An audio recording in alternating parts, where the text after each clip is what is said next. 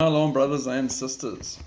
Gang bosses led by the US risks unleashing nuclear war. Kim Jong-un. North Korea's supreme leader has blasted the US, Japan, and South Korea for continuing to hold joint war games in the waters off the Korean peninsula.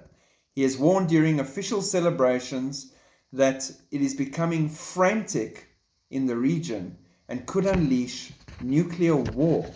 The US imperialists are getting more frantic than ever before in the joint naval military exercises around North Korea, he said. He added that this is while the US is putting the deployment of reinforced nuclear strategic assets in the waters of the Korean peninsula on a permanent basis. Kim said he is authorizing the Navy expanded use of tactical nuclear weapons. Right? That means they get to choose who they want to nuke without waiting for a heads up from above or from him. He spelled out that from now on, KPA's Navy will become part of the National Nuclear Deterrence Force. In fresh statements, he called the trio of nations, Japan, South Korea, and US, as gang bosses. The gang bosses of the US, Japan, and Republic of Korea were closeted with each other, where they announced they would conduct on a regular basis joint military exercises set about that area. He then stated this increases the chance of nuclear war breaking out.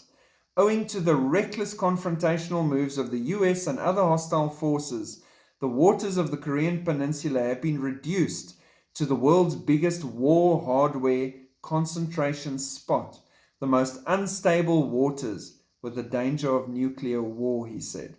The White House, meanwhile, stated it remains open to dialogue with Pyongyang and wants a nuclear-free peninsula while they permanently parked a nuclear submarine there. Makes sense. Which doesn't bode well for future peace talks. And they haven't had talks since the Trump administration. This man is getting closer and closer to testing his nukes on his buddies just south of him and their friends in the waters.